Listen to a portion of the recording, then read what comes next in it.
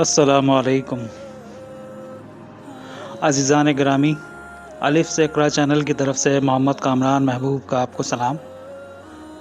आज ही हम एक सिलसिला शुरू कर रहे हैं और इसमें मेरी कोशिश होगी कि मैं उन तमाम लोगों को, जैसा कि मैंने ऐड में भी बताया था, कि अगर किसी भी किस्म के मसाइल में मुब्तला हैं और इसके अलावा किसी भी किस्म की परेशानी में मुब्तला हैं तो उनके लिए हम दुआओं का एहतमाम करेंगे इंशाअल्लाह, और कोशिश करेंगे कि उनकी ये परेशानी खालिस कुरान और हदीस की रोशनी में और कुरानी आयात के ज़रिए से या अस्माए इलाही के ज़रिए से वो परेशानी दूर की जाए इंशाअल्लाह अज़्ज़ा वजल।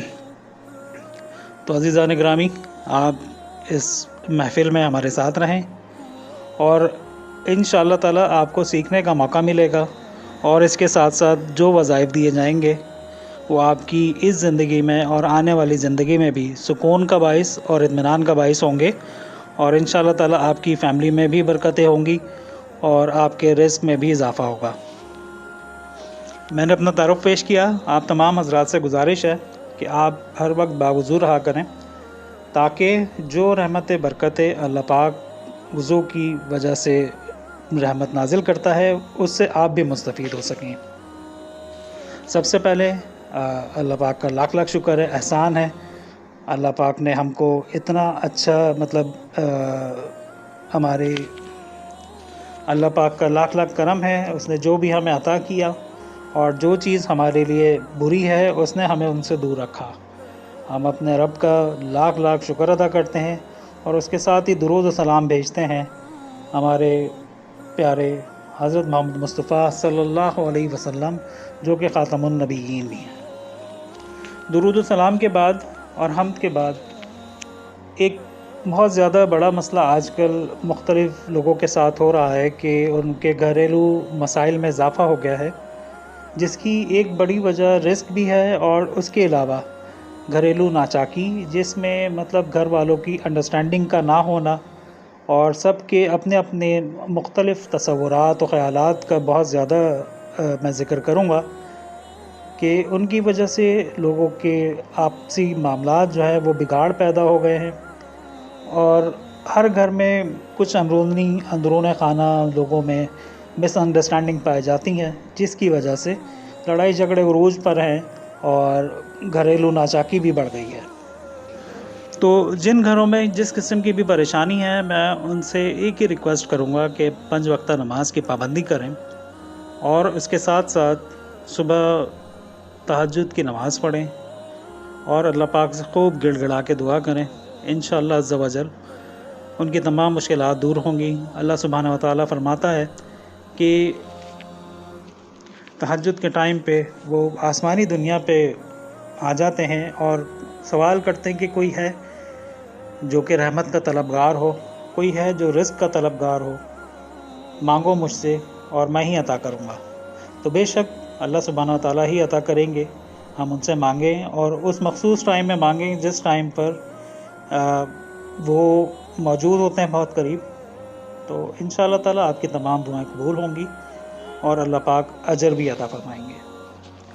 तो सबसे पहला वजीफ़ा मैं आपको बताऊं कि आप इस्तिग़फ़ार की कसरत से इस्तिग़फ़ार किया करें, और आप लोग मतलब कोशिश करें। देखिए, हज़रत सल्लल्लाहु अलैहि वसल्लम का ये मामूल था कि वो दिन में 70 से ज़ायद मरतबा इस्तिग़फ़ार पढ़ा करते थे या इस्तिग़फ़ार किया करते थे।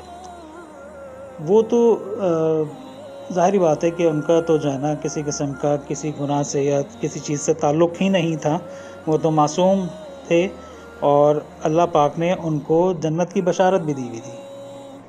यहाँ तक कि वो अम्बिया के सरदार भी हैं और तमाम जन्नतों के तमाम 2 जहानों के मालिक भी हैं, आका भी हैं।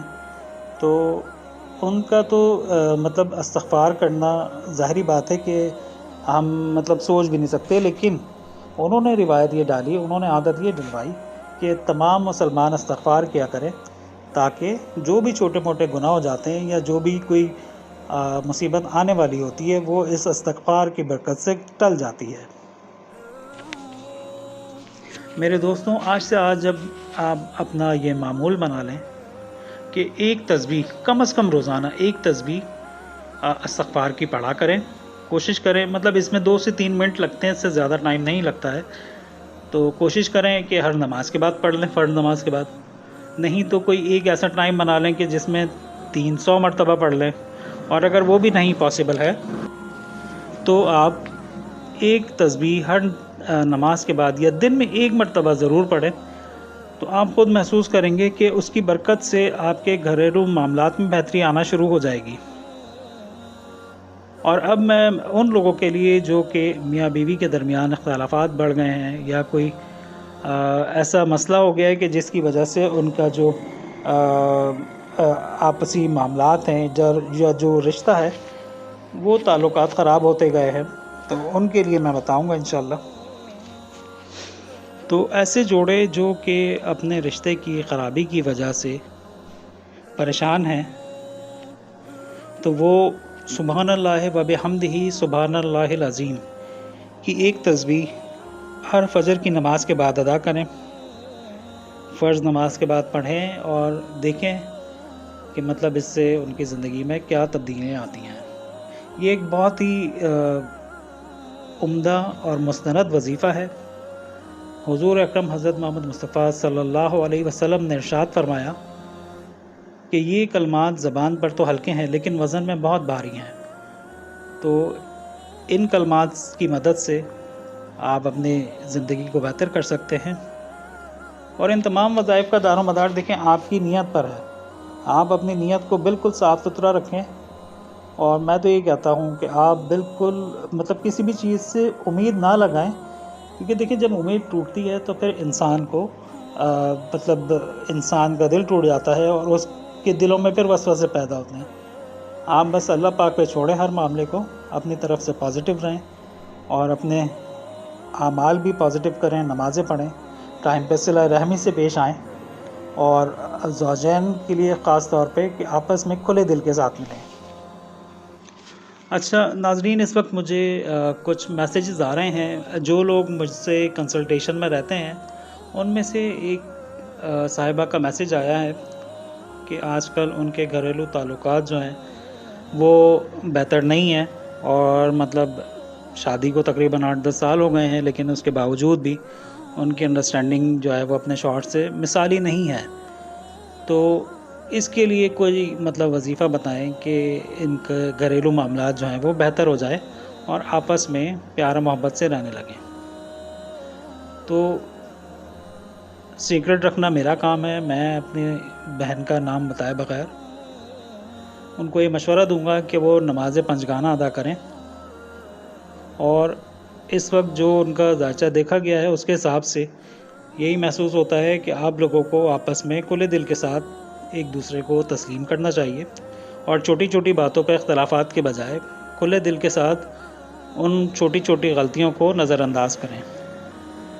اس کے علاوہ نمازیں پڑھیں، اور جو ابھی میں نے تھوڑی دیر پہلے تسبیح بتائی ہے سبحان اللہ و بحمدہ سبحان اللہ العظیم، وہ آپ فجر کے بعد پڑھنے کا اہتمام کریں.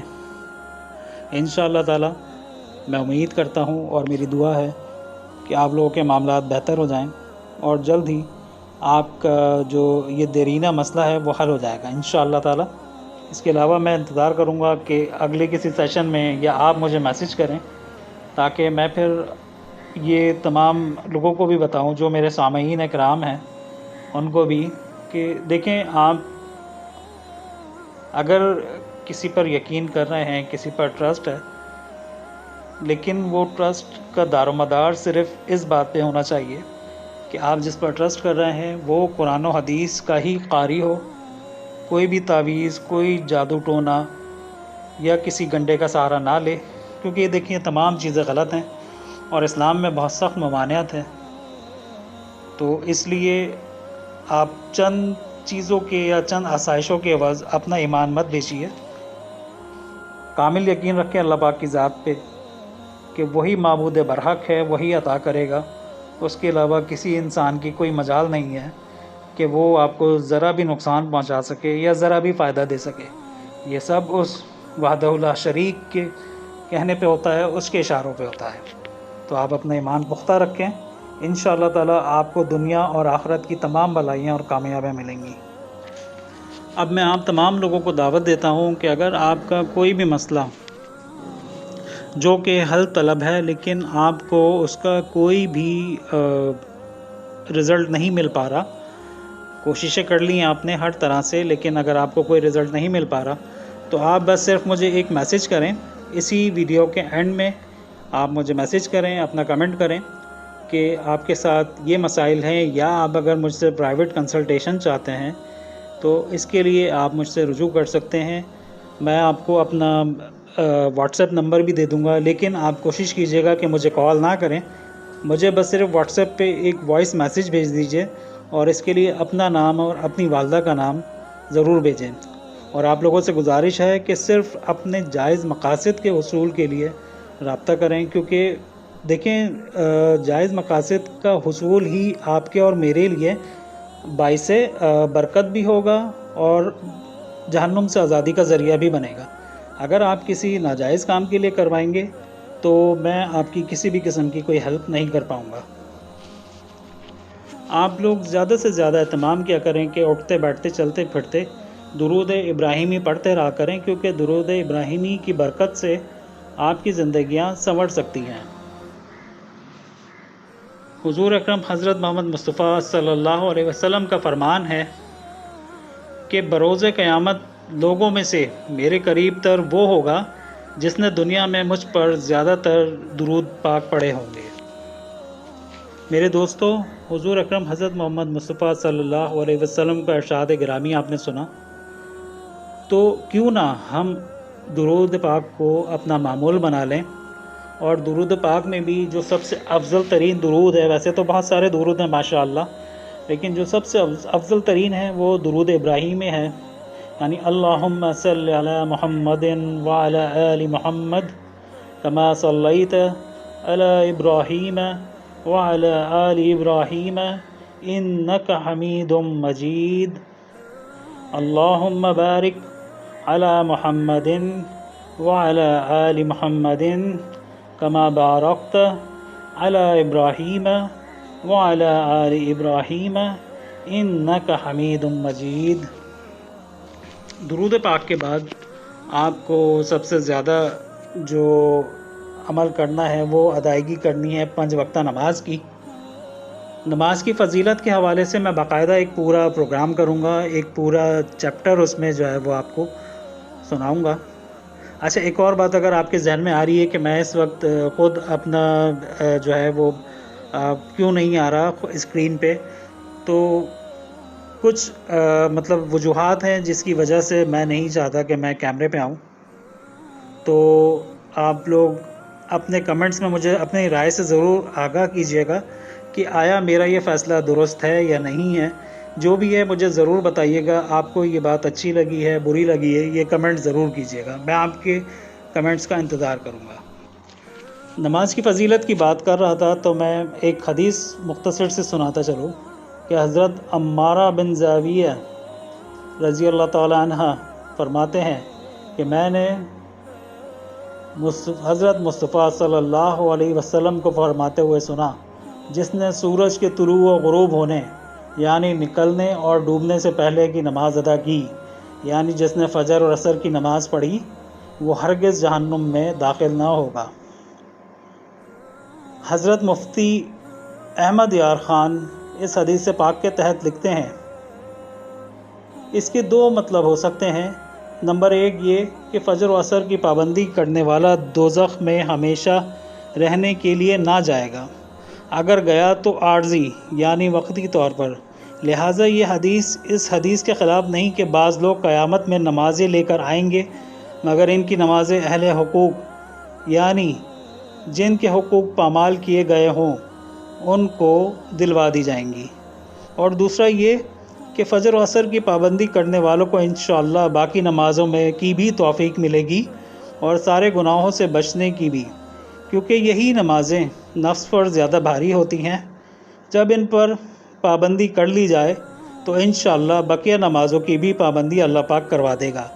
लिहाजा इस हदीस पर यह एतराज़ नहीं कि निजात के लिए सिर्फ़ 2 नमाज़ें ही काफ़ी हैं, बाकी की ज़रूरत नहीं। خیال رہے کہ ان 2 نمازوں میں دن رات کے فرشتے جمع ہوتے ہیں، یعنی کہ جو ان کی ڈیوٹیز ہیں وہ چینج ہوتی ہیں۔ نیز یہ دن کے کناروں کی نمازیں ہیں، نیز یہ دونوں نفس پر گراں بھاری بھی ہیں۔ صبح سونے کا وقت ہے اور عصر کاروبار کے فروغ کا، لہٰذا ان نمازوں کا درجہ زیادہ ہے۔ انہی 2 نمازوں کے حوالے سے ایک اور حدیث بھی ہے۔ حضرت جریر بن عبداللہ رضی اللہ تعالی عنہ بیان کرتے ہیں کہ ہم حضور پاک حضرت محمد مصطفیٰ صلی اللہ علیہ وسلم کی بارگاہ میں حاضر تھے۔ آپ صلی اللہ علیہ وسلم نے 14ویں رات کے چاند کی طرف دیکھ کر اشارہ فرمایا، ان قریب یعنی قیامت کے دن تم اپنے رب کو اس طرح دیکھو گے جیسے اس طرح چاند کو دیکھ رہے ہو، تو اگر تم کو لوگوں سے ہو سکے تو نماز فجر و عصر کبھی نہ چھوڑو۔ پھر حضرت جریر بن عبداللہ نے یہ آیت مبارک پڑھی، اور اپنے رب کو سراتے رہو، اس کی پاکی بولو سورج چمکنے سے پہلے اور اس کے ڈوبنے سے پہلے۔ ایک اور صحابی ابن صحابی حضرت عبداللہ بن عمر رضی اللہ تعالی عنہ سے روایت ہے کہ اللہ پاک کے پیارے رسول صلی اللہ علیہ وسلم نے ارشاد فرمایا، جس کی نماز عصر نکل گئی، یعنی جو جان بوجھ کر نماز عصر چھوڑے، گویا اس کے اہل و عیال و مال وطر ہو گئے، یعنی چھین لیے گئے۔ وطر کا مطلب حضرت علامہ ابو سلیمان خطابی شافعی رحمۃ اللہ علیہ فرماتے ہیں کہ نقصان ہونا یا چھن جانا، پس جس کے بال بچے اور مال چھین لیے گئے یا اس کا نقصان ہو گیا، گویا وہ اکیلا رہ گیا۔ لہٰذا نماز کے فوت ہونے سے انسان کو اس طرح ڈرنا چاہیے جس طرح وہ اپنے گھر کے افراد و مال و دولت کے جانے سے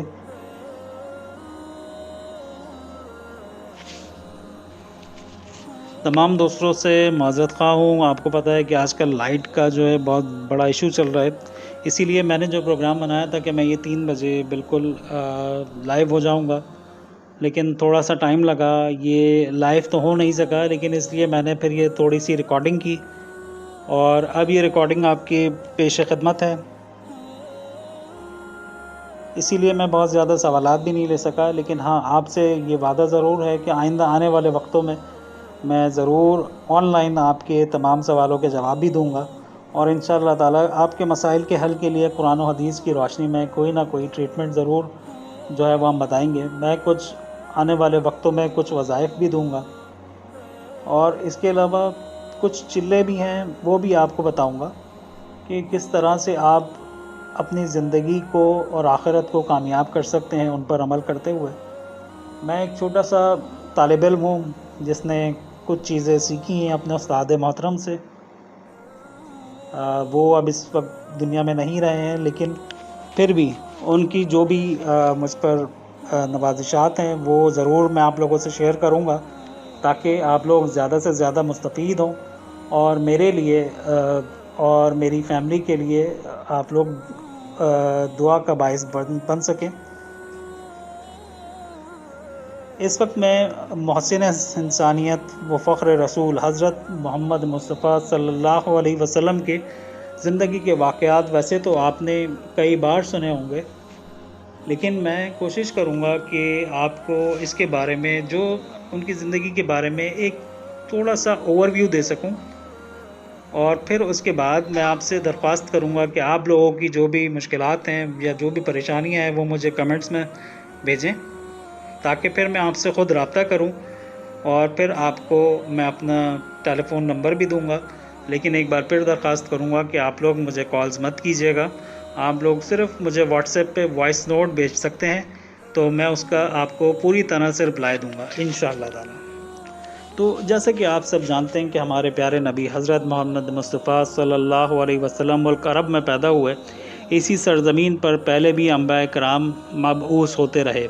ہر نبی نے اپنے زمانے میں اور حالات کے مطابق شریعت کی باتیں بتائیں اور لوگوں کو اللہ کی طرف بلایا، نیکی کی دعوت دی، برائی سے روکا، اور آخر میں ہمارے پیارے نبی حضرت محمد مصطفیٰ صلی اللہ علیہ وسلم مبعوث ہوئے۔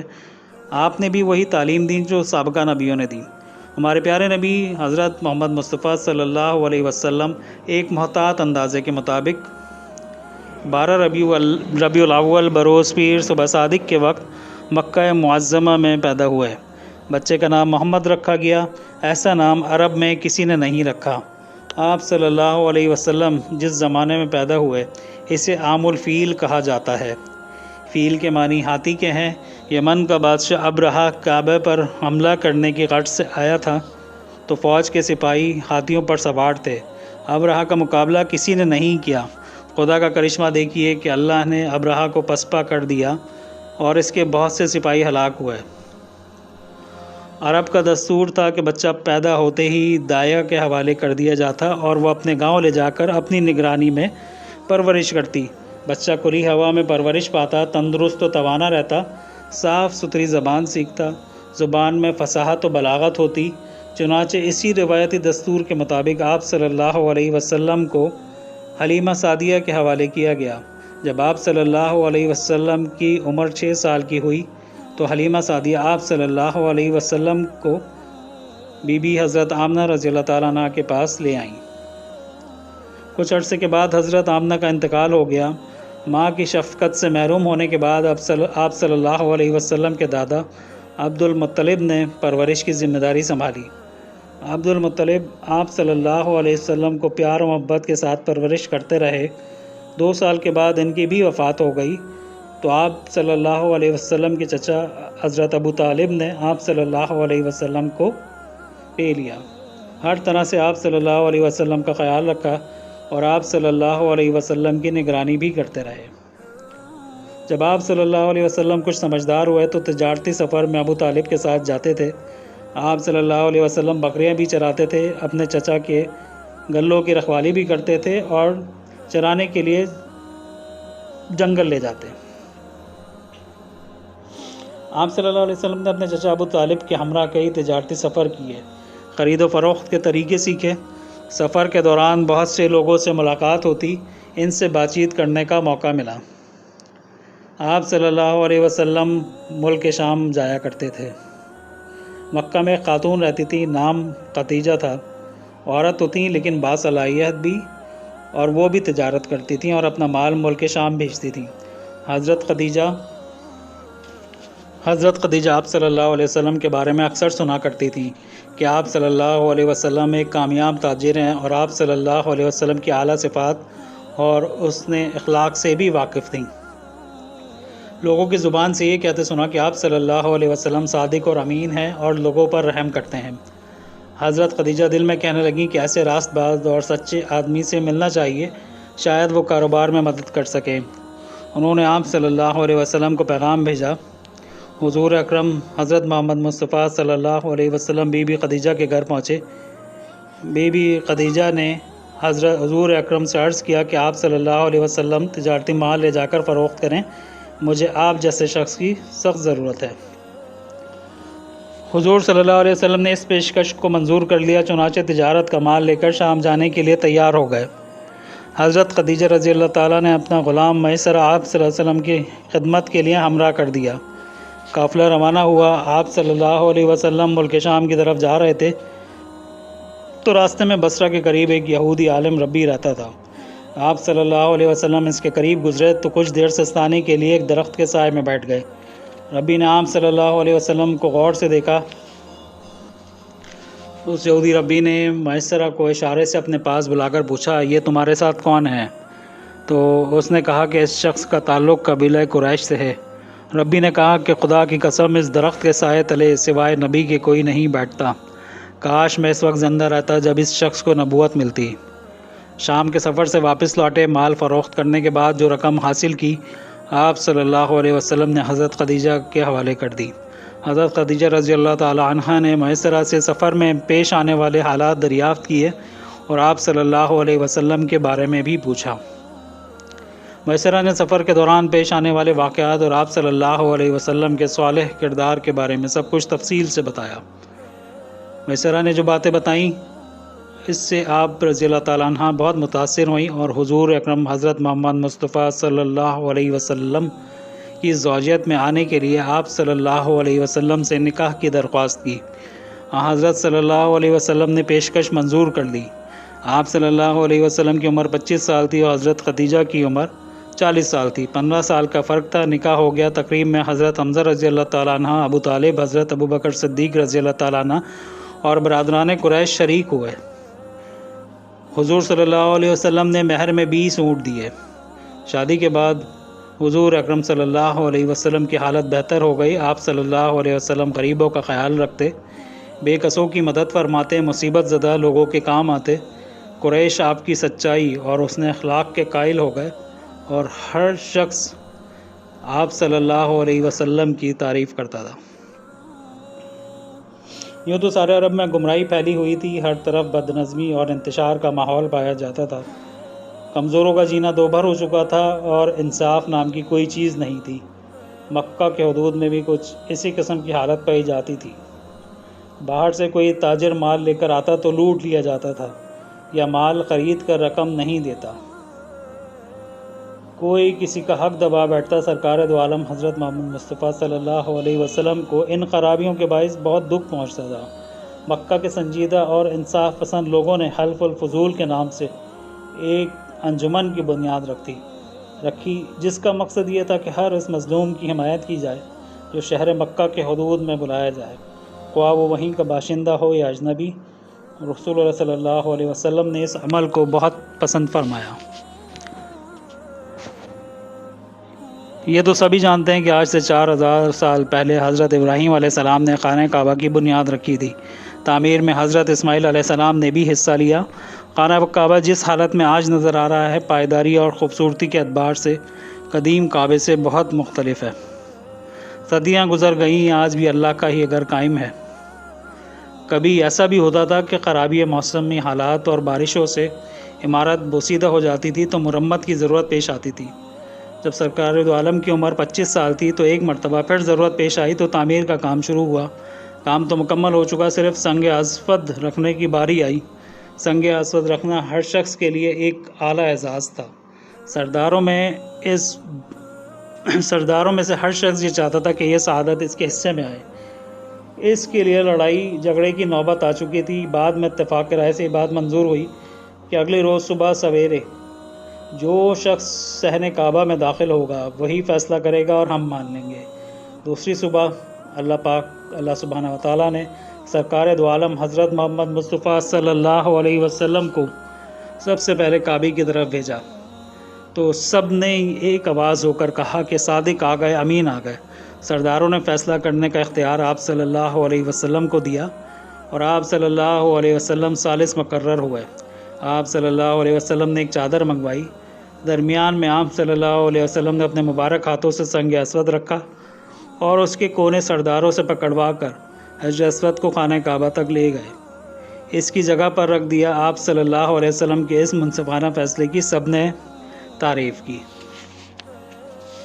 عزیزان کرام، قصے بہت سارے ہیں، بہت ساری باتیں ہیں انشاءاللہ جو کہ وقتاً فوقتاً آپ سے شیئر کی جائیں گی۔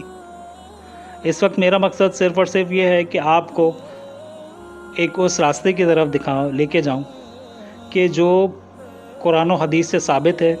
ایک بات میں آپ سے ضرور کہوں گا کہ آپ جس طرح سے بھی نماز پڑھتے ہیں، ہاتھ سینے پہ باندھیں، ناف پہ باندھیں یا نہیں باندھتے، لیکن آپ لوگوں کو 5 وقتہ نماز کی تاکید کرنی چاہیے۔ تاکید کرنا ضروری ہے کہ آپ لوگ پابندی کریں اور ضرور کریں، تاکہ یہ جو فرض ہم پر کیا گیا ہے نماز کا، یہ ہم لوگ ادا کر سکیں، کیونکہ اصل کامیابی نماز کی ادائیگی میں ہی ہے۔ اس کے علاوہ ہم تمام لوگوں کے ساتھ، چاہے وہ مسلمان ہو غیر مسلم ہو، صلہ رحمی سے پیش آئیں۔ کسی کو بھی اول و برتر نہ سمجھیں، سب انسان، سب لوگ برابر ہیں، تو برابری کی بنیاد رکھیں۔ کسی کا بھی حق نہ ماریں۔ اگر کوئی آپ سے سینئر ہے تو اس کی رسپیکٹ کریں، اور اگر آپ سے کوئی جونیئر ہے، مطلب یہ میں دفاتر کے حوالے سے بھی بات کر رہا ہوں کہ اگر کوئی آپ کا جونیئر ہے تو اس کو حقیر نہ سمجھیں، اس کو بھی وہی رسپیکٹ دیں جو آپ اپنے سینئر کو دیتے ہیں۔ اسی طرح اچھے اخلاق سے پیش آئیں تاکہ وہ بھی آپ کے ساتھ اسی طرح سے پیش آئے۔ یہ جو آج کل بیک بائٹنگ ہوتی ہے یا لیگ پولنگ ہوتی ہے آفیسز میں، جو کہ ایک عام کلچر ہے، تو ہمیں اس کا بھی خاتمہ کرنا ہوگا اپنے حسن سلوک سے۔ ایک بندہ کرے گا تو اس کو دیکھ کے کافی سارے لوگ جو ہے متاثر ہو سکتے ہیں اور یہ معاشرہ آہستہ آہستہ تبدیل بھی ہو سکتا ہے۔ تو اس لیے کوشش کریں کہ اپنے معاملات کو بہتر کرنے کی،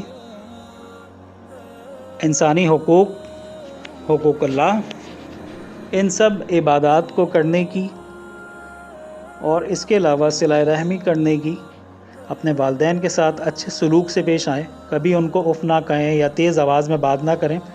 دیکھیں آپ قابل ہیں، سب کچھ ہے، پڑھے لکھے بھی ہوں گے، لیکن اگر آپ اپنے والدین سے اس طرح سے بات کرتے ہیں چلا کے، یا کوئی اس لہجے میں بات کرتے ہیں کہ جس سے ان کے دل کو ٹھیس پہنچے، تو آپ کی یہ پڑھائی، یہ کامیابی، یہ سب کسی بھی کام کی نہیں ہے۔ اصل کامیابی وہ ہے جو کہ آپ کے نصیب میں آخرت میں آئے گی، اور اسی کامیابی کے لیے آپ لوگ یہاں پر محنت کریں۔ دیکھیں محنتیں دو طرح کی ہوتی ہیں، ایک تو دنیا میں دنیا کے لیے محنت ہے، اور دوسری دنیا میں آخرت کے لیے محنت ہے۔ آپ خود بیٹھیں، سوچیں کہ آپ کو کس حوالے سے محنت کرنی ہے۔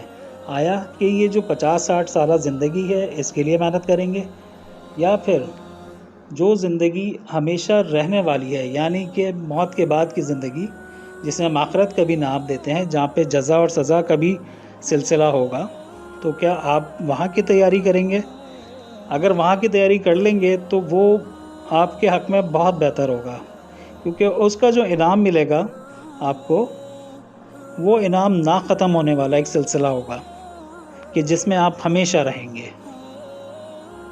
آخر میں بس یہی کہوں گا کہ آپ نمازوں کی پابندی کریں، کوئی بھی مسئلہ ہو کسی بھی قسم کا، آپ مجھے اپنا ایک رازدار، ایک بھائی سمجھ کے مجھے بیان کریں۔ انشاءاللہ تعالی قرآن و حدیث کی روشنی میں جو بھی بہتر اس کا ایک حل ہوگا وہ پیش کیا جائے گا، اور وہ بھی آپ کے اپنے اوپر ہے کہ آپ اس حل کو مانیں نہ مانیں۔ ہمارا کام صرف آپ کی بہتری کے لیے کام کرنا ہے، اور انشاءاللہ تعالی الف سے اقرا چینل کے توسط سے ہم آپ کے لیے یہ کام کرتے رہیں گے۔ اگر کسی کی بھی دل آزاری ہوئی ہو تو